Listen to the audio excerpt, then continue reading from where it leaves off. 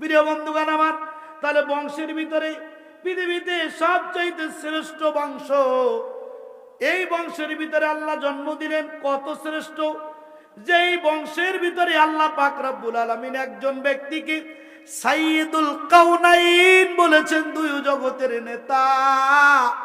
যেই বংশের ভিতরে আল্লাহ পাক রব্বুল আলামিন একজনকে হাউজে কাউসার দান করেছেন, যে হাউজে কাউসার পান করার আগে কোন ব্যক্তি আল্লাহর জান্নাতে যেতে পারবে না।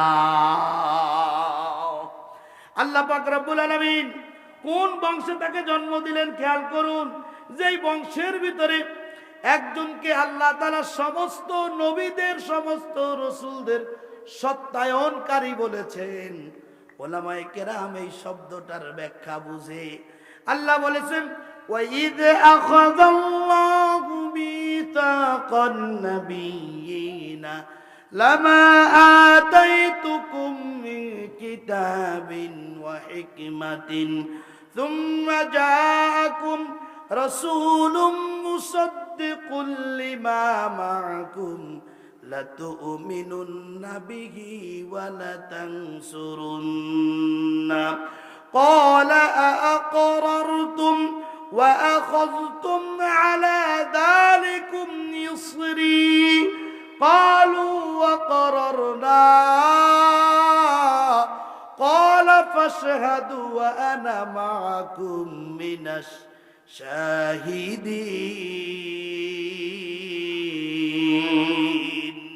আল্লাহু আকবার। আল্লাহ মুসাদ্দিক শব্দটা ব্যবহার করেছেন।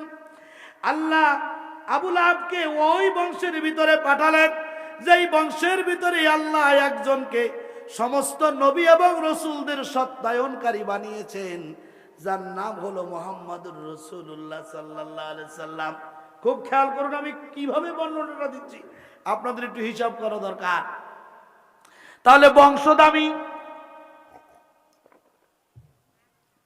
দামি বংশের সন্তান, দামি স্থানে জন্ম তার হয়েছে, সব কিছু ঠিক আছে, কিন্তু তার সঙ্গটা ভালো ছিল না বিদায় তার সঙ্গ আল্লাহর নবীর সাথে হয় নাই, সঙ্গটা হয়ে গেল আবু জাহেলের সাথে।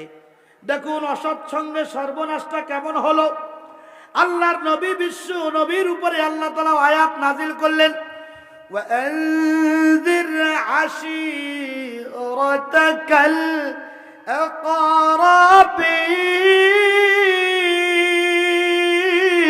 الأقربين। আল্লাহু আকবার। আল্লাহ বললেন, পয়গম্বর হে, আত্মীয় স্বজন, আশেপাশে পাড়া প্রতিবেশী যারা আছে তাদেরকে ডাকুন, কলেমার দাওয়াত দিন। আল্লাহর নবী এই ঘোষণা পাওয়া মাত্র তার নিজের পাড়া প্রতিবেশীর থেকে 15 জন নেতাকে সিলেক্ট করলেন। এরপরে নিজের বাবার বংশ থেকে 10 জন নিলেন, নানার বংশ থেকে 10 জন নিলেন, মামু বাড়ির গোষ্ঠী আশপাশ দিয়ে আরো 10 জন নিলেন।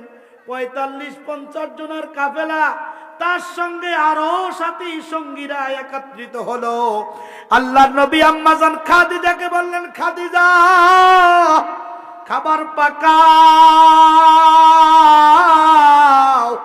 মেহমানদারি করাতে হবে।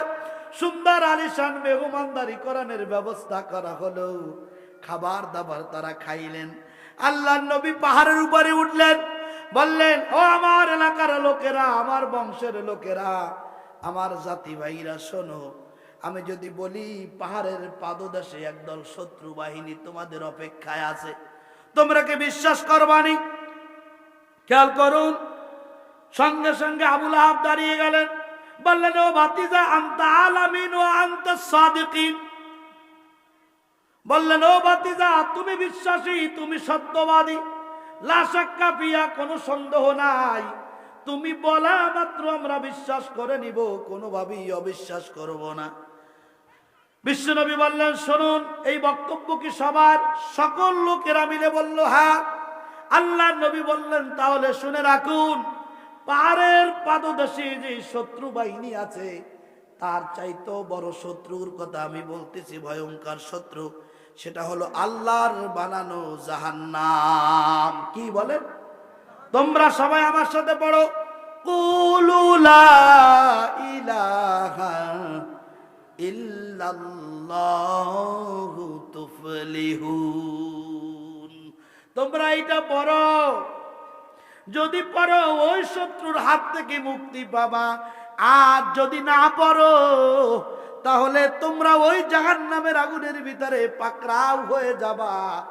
তোমাদের সঙ্গটা অসৎ হওয়ার কারণে সর্বনাশার জিন্দেগি শুরু হবে, ওখান থেকে আবাদান আবাদা জিন্দেগি থাকবে, ওখান থেকে আর ফিরে আসতে পারবে না। কথাটা বলতে দেরি হলো, কিন্তু আবুল আহাব শয়তান অসৎ লোকের সাথে তার সঙ্গ ছিল, এ কারণে আল্লাহর নবীর সাথে বেয়াদবি করতে তার দেরি হলো না। নিচের দিকে ঝুঁকলেন, হাত ভরে পাথর উঠালেন, ডান হাতের পাথরটা তিনি ছুঁড়ে মারলেন আল্লাহর রাসূলের মুখমণ্ডলের উপরে, বললেন তাব্বালা মুহাম্মদ তুই ধ্বংস হ। আপনারা বলুন নাউযুবিল্লাহ। আল্লাহর নবীর দিকে পাথর ছুঁড়ে দিলেন। এলাকার মুসলমান আমার বাবাজিরা, আমার ভাইরা, পাথরটা ছুটতে ছুটতে আল্লাহ রাসূলের ডান পাশে চোখের নিচে চোয়ালের উপরে লাগলো। এখানে চামড়া ফেটে গোস্ত ভেদ করে হাড় পর্যন্ত পাথরের আঘাতটা পৌঁছে গেল। আল্লাহ নবী চোখের পানি ছেড়ে দিলেন, ডান হাতটা দিয়ে এটাকে চেপে ধরলেন, দাঁড়িয়ে গেলেন, বললেন শুনে রাখো চাচা, তুমি তো শুধু পাথর নিক্ষেপ করেছো, আবার তুমি হাত ঠিক করেছো, তাক করেছো, আমাকে মারবেই। শুনে রাখো আমি যে কথা বলেছি, যেই কথার দাওয়াত দিয়েছি, শুধু পাথর খাওয়া না, এটা যদি বলতে গিয়ে আমার জীবন চলে যায় তারপরেও আমি আমার জীবন দিয়ে দেব, কিন্তু এই কথার দাওয়াত আমি ছাড়ব না। আওয়াজ করে বলুন সুবহানাল্লাহ। আল্লাহ নবী যখন এই কথা বললেন, আবুল আহাব খুব ক্ষিপ্ত হলেন। পাথর মারার জন্য তিনি তাক করলেন আল্লাহ রসুলের মুখমণ্ডলের উপরে, আবার পাথর নিক্ষেপ করবেন।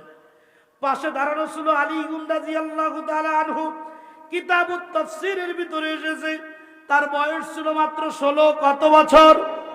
16 বছরের যুবক তরবারি বের করে আবুল আহাবের মাথার পরে ধরলেন, বললেন আবুল আহাব একবার আঘাত করেছো, সহ্য করেছি, দ্বিতীয়বার যদি পাথর ছোড়ো এই তরবারির আঘাতে গর্দান থেকে কাল্লা আলাদা করে দেব।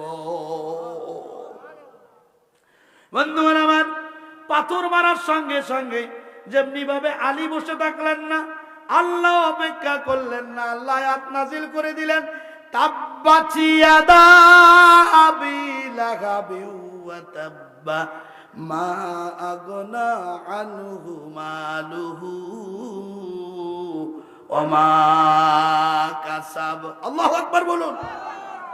বন্ধুগণ আমার, আল্লাহ আয়াত নাজিল করে জানায় দিলেন ধ্বংস আবুল আহাবের 2 হাত অর্থাৎ এবং সে নিজেও। এই ওহী যখন আল্লাহ রসুল তেলাওয়াত করে শোনালেন, আবুল আহাব ক্ষিপ্ত হয়ে গেল, কি ব্যাপার, আমি ধ্বংস হব, আমার 2 হাত ধ্বংস হবে না, হবে না, আমি মুহাম্মদ তোমাকে ধ্বংস করে ফেলবো। আমার যত সম্পদ আছে স্তবার অস্তবার। তদানন্দের সময় তিনি সরকারের 3টা মন্ত্রণালয়ের দায়িত্ব পালন করতেছিলেন, অর্থমন্ত্রী, ধর্মমন্ত্রী আর স্বরাষ্ট্রমন্ত্রী। ওই সময়ের সম্পদ যদি বর্তমান বাজারে আমাদের দেশের টাকার সাথে মানে হিসাব করা হয়, এখনকার সম্পদের তুলনায় 700 কোটি টাকার মালিক ছিলেন আবুল আহাব। কত কত বলেন? আবুল আহাব বলল, মুহাম্মদ আমি ধ্বংস হব, আমি ধ্বংস হওয়ার আগে আমার 700 কোটি টাকার সম্পদ যা আছে সব তোমাকে ধ্বংস করার পিছনে খরচ করব, তোমাকে ধ্বংস আমি করেই ছাড়বো, কোনোভাবে মাফ হবে না। জোরে বলুন নাউজুবিল্লাহ। আবু বকর রাদিয়াল্লাহু তাআলা আনহু দাঁড়ায় গেলেন, বললেন ও আবুল আহাব, তুমি আল্লাহর নবীর দাওয়াত বন্ধ করবা আর তাকে ধ্বংস করবার জন্য 700 কোটি টাকা বরাদ্দ দিলে, আমার 700 কোটি টাকা নাই, তবে শুনে রাখো আল্লাহ আমাকে 40,000 স্বর্ণ মুদ্রার মালিক বানিয়েছেন, আমিও বাজেট দিয়া দিলাম, আল্লাহর নবী বেঁচে থাকবে, তার দাওয়াত থাকবে, ধ্বংস হবে না। এ কারণে আমি 40,000 স্বর্ণ মুদ্রা বাজেট করে দিলাম। সুবহানাল্লাহ।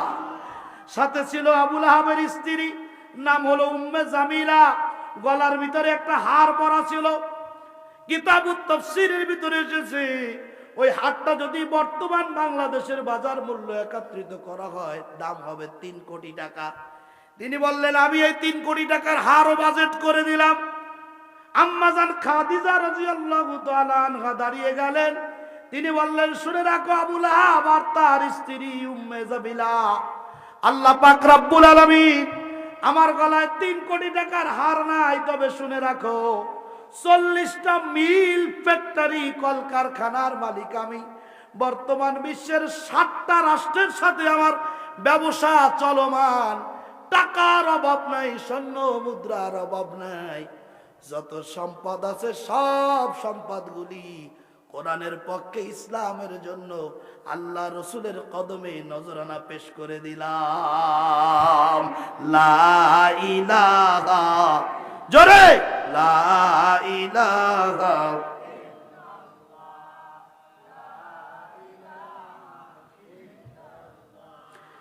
লা ইলাহা ইল্লাল্লাহু মুহাম্মাদুর রাসূলুল্লাহ। ভাইরা বাবাজিরা, আবু লাহাব ওখানে চ্যালেঞ্জ করে পারল না। ক্ষিপ্ত হয়ে রাগান্বিত হয়ে আবু লাহাব ছুটলেন বাড়ির দিকে। আপনাদের কি কষ্ট হচ্ছে নাকি? দোয়া করে দেবো না শেষ করবো? চলবে? ভাইরা বাবাজিরা, আবু লাহাব ক্ষিপ্ত হলেন, ছুটলেন বাড়ির দিকে। আল্লাহর নবীর 4টা কন্যা সন্তান আল্লাহ দিয়েছিল। কয়টা? একটার নাম হলো উম্মে কুলসুম, আর একজনের নাম হলো জয়নব, আর একজনের নাম হলো রুকাইয়া, আর একজনের নাম হলো ফাতেমা খাতুনে জান্নাত। এই 4 জন কন্যা সন্তানের 2 জন ছিল আবু লাহাবের 3 পুত্রের ভিতরে বড় 2 সন্তানের পুত্রবধূ স্ত্রী ছিল। আবু লাহাবের 3টা ছেলে, আল্লাহর নবীর 4টা মেয়ে। 3টা ছেলের নাম, একজনের বড় জনের নাম ছিল উতবা, মেজো জনের নাম ছিল উতাইবা, আর ছোট জনের নাম ছিল মাতওয়াব। এই উতবা আর উতাইবা বিশ্ব নবীর 2 কন্যাকে বিবাহ করেছিলেন। আবু লাহাব বাড়িতে চলে গেল, গিয়া সন্তানদেরকে ডেকে বললেন, ও আমার ছেলেরা শোনো, যার বাবার কারণে আমি অপমানিত হয়েছি, সেই ইসলামের প্রেমে মানুষকে আবদ্ধ করে দিয়েছে। খাদিজা সহ শুরু করে, আলী সহ শুরু করে যারা আছে সবাই তাদের ইস্তেমার অইস্তেমার সব সম্পদ মুহাম্মদ সাল্লাল্লাহু আলাইহি সাল্লামের জন্য নাজরানা পেশ করতেছে। আমি অপমানিত হয়েছি। বর্তমান বিশ্বের এই দেশের রাষ্ট্রীয় ক্ষমতায় থেকে 3টা গুরুত্বপূর্ণ মন্ত্রণালয়ের দায়িত্ব পালন করা মন্ত্রী, আজকে আমি অপমানিত হয়েছি। কাজেই যার বাবার কারণে, যার কারণে আমি অপমানিত হয়েছি, তার জন্ম দেওয়া সন্তান আমার বাড়ির পুত্রবধূ হতে পারে না। ও আমার ছেলেরা শোনো, মুহাম্মদ সাল্লাল্লাহু আলাইহি সাল্লামের মেয়েদেরকে তোমরা তালাক দিয়ে দাও। ছেলেরা বললেন, বাবা ওরা তো নির্দোষ, ওদের মতো ভালো মেয়ে পৃথিবীতে নাই, ওরা তো কোনো ঝগড়াঝাটি করে নাই, জোরে কথাও আপনার সাথে বলে না, আমরা স্বামীরা আমাদের সাথেও করে নাই, বিবাহের পর থেকে কোনো ভুল ত্রুটি বেয়াদবি তারা আমাদের সাথে করে নাই, ওদের মতো ভালো মেয়ে হারাইয়া কোথায় যাব? ওদের অপরাধ কি কোনো কথা হবে না? তালাক দিতে। বাবার কথা শুনতে সঙ্গে সঙ্গে তারা 2টা কন্যা সন্তানকে তালাক দিয়া দিলেন। তারা বাড়ি থেকে বের করে দিলেন। 2 জন মেয়ে একত্রে কাঁদতে কাঁদতে আল্লাহ রসুলের সামনে হাজির হয়ে গেল। বলছে, ইয়া রাসূলুল্লাহ, ইয়া হাবিবাল্লাহ, আপনার সামনে হাজির হয়েছে। আল্লাহ নবী বললেন, কন্যাগণ কি অপরাধ করেছো যার কারণে তোমাদের শাস্তি হয়েছে? কাঁদো। বলে, বাবা কোনো অপরাধ নাই, অপরাধ হলো একটা, আপনি কলেমার দাওয়াত দিয়েছেন। তোমাদের কি শাস্তি দিয়েছে? শাস্তি হলো আমাদেরকে তালাক দিয়ে দিয়েছে, তালাক দিয়ে বাড়ি থেকে তাড়িয়ে দিয়েছে। আল্লাহ নবী কষ্ট পাইলেন, চোখ দিয়ে পানি ছেড়ে দিলেন। বিশ্ব নবীর পানি দেখা মাত্র আল্লাহ জিবরিল আমিনকে পাঠায় দিলেন, বললেন, যাও জিব্রাইল, আমার হাবিব যা বলবে সঙ্গে সঙ্গে আমি তা কবুল করে নিব। মকরুল্লাহ চক্কর বোঝা বড় দায়। মাকারু মাকারাল্লাহ,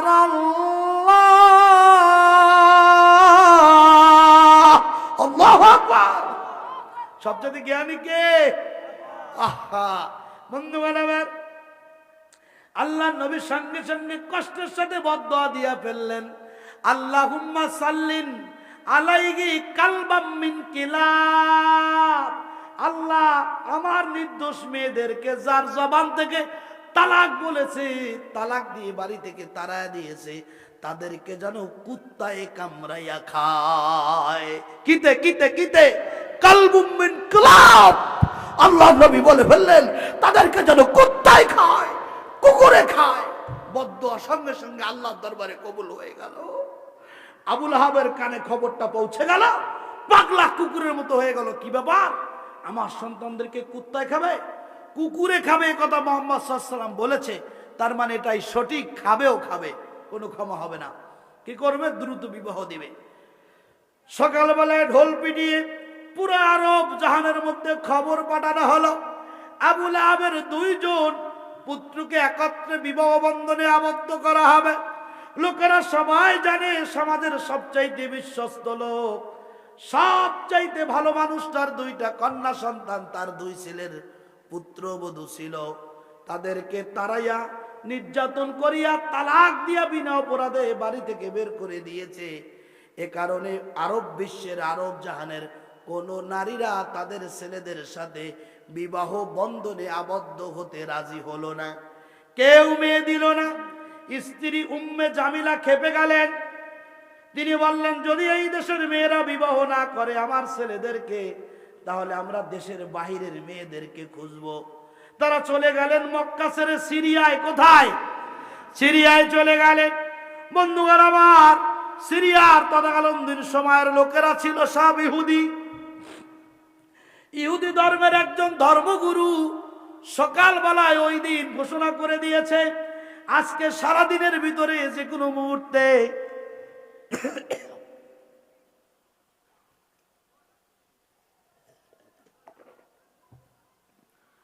জঙ্গল থেকে, জংলা থেকে একদল পাগলা কুকুর বের হবে, হিংস্র প্রাণী জঙ্গল থেকে বের হবে। তারা হবে বিষাক্ত, যাকে কামড় দিবে সেই সাথে সাথে মৃত্যুবরণ করবে। আবুল আহাব তো জানে না, তার দেশে খবর পৌঁছায় নাই। ওই দেশের ভিতরে খবর পৌঁছে গেল। দেশের লোকেরা সব সতর্ক, কুকুর আসার আগেই যার যার ঘরে ঢুকি, ঘর তালা বন্ধ করে দরজা দিয়ে সবাই যার যার নিরাপত্তায় রয়েছে। আবুল আহাব দেশের ভিতরে ঢুকলো 300 সৈন্যবাহিনী নিয়ে। কোথাও কোনো লোকজন বাইরে পাচ্ছে না কথা বলার জন্য। কারণ কি? সব বললেন যে আজকে দিনের ভিতরে নাকি, আজকে রাতের ভিতরে ওই যে জঙ্গল থেকে, সিরিয়ার জংলা থেকে হিংস্র প্রাণী বের হবে। তারা যদি কামড় দেয় কাউকে, সঙ্গে সঙ্গে মৃত্যুবরণ করবে। এজন্য সতর্কতা অবলম্বন করার জন্য, কুকুরের কামড় থেকে বাঁচার জন্য তারা যার যার ঘরের ভিতরে আত্মগোপন করেছে। কেউ তাদের জন্য দরজা খুলল না, কোন জায়গায় তাদের অবস্থান করার সুযোগ হলো না। শেষ পর্যন্ত 300 সৈন্য বাহিনীর পাহারায় তারা মরুভূমির ভিতরে তাঁবু গাড়লেন। ফাঁকা জমি, সবাই গোল হয়ে শুয়ে পড়লেন। যারা পাহারাদার জামাত ছিল সৈন্যবাহিনী, তারাও কিছুক্ষণ অপেক্ষা করার পরে বললেন, আবুল আহাব, আজ আর তোমার কথা শুনবো না, আমরা ক্লান্ত শ্রান্ত, নিজেরা না ঘুমাইয়া তোমাকে আর পাহারা দিতে পারবো না, আমরাও ঘুমাইয়া গেলাম। রাত গভীর হয়ে গেল, তারাও ঘুমাইয়া গেল। একটু পরে আওয়াজ আসতেছে, সেই যে জংলা থেকে হিংস্র কুকুর বের হয়েছে, গর্জন দিচ্ছে, বাঘ বের হয়েছে, তারও গর্জন আসতেছে। কুকুর এসে মুখ শোকা শুরু করে দিল। কিতাবুত তাফসীরের ভিতরে এসেছে, মুখ শুকে আর পায়ের দিকে তাকায়, মুখ শুকে আর পায়ের দিকে তাকায়। আবুল আহাব দূর থেকে এটা লক্ষ্য করে 2 ছেলেকে বলল, তোমরা পালাবা কোথায়? আমার লম্বা জুব্বা আছে গায়ে, পাঞ্জাবির ভিতরে মাথা ঢুকায়া দাও। 2 ছেলে পাঞ্জাবির ভিতরে মাথা ঢুকায়া দিল। দুই বগলের ভিতরে আবু লাহাব নিয়ে ঘুমিয়ে থাকলো। কুকুর বড় শেয়ানা, পাঠাইছেন কে? জোরে বলুন কে? ওই আল্লাহ কোনো আছে না নাই? বন্ধুগণ, এজন্য দুনিয়ার পাগলের পাগল হইও না, আল্লাহর প্রেমে পাগল হও। আল্লাহুল মাওলা ফালাহুল কুল। তুমি যদি আল্লাহর হয়ে যাও, আল্লাহ পুরো দুনিয়া তোমার জন্য করে দিবে। কথা বলেন ঠিক কিনা? ভাইরা আমার, আবু লাহাব মাথা দুইটা ভিতরে ঢুকায়া দিলেন, নিজে ঘুমের ভান করে ধরলেন। কুকুর শুকতে শুকতে মুখে শুকে পায়ের দিকে তাকায়। এরকম করতে করতে কিছু দূর এসে দেখতেছে একটা মুখ, পায়ের দিকে তাকায়া দেখে 6 খান পা। পাও কয় খান? আওয়াজ করে বলেন কয় খান? কুকুর বলতেছে ডাল মে কুছ কালা হে। কি ডাল মে কুছ কালা হে? অবস্থা বড় খারাপ। মাথা একটা, পা 6 খান কেন? পায়ের দিকে যখন শোকা শুরু করলেন, সুরসুরি লাগলো, মাথা লড়ে উঠছে। কুকুর মাথাও পেয়ে গেলে খপ করে মাথার ভিতরে তার বিষাক্ত দাঁত বসিয়ে দিলেন। সঙ্গে সঙ্গে দুইটা ছেলে উতবা আর উতাইবা কিতাবুত তাফসীরের ভিতরে এসেছে, জায়গায় মৃত্যুবরণ করলো। এখন আছে কে? আওয়াজ করে বলুন আল্লাহু আকবার।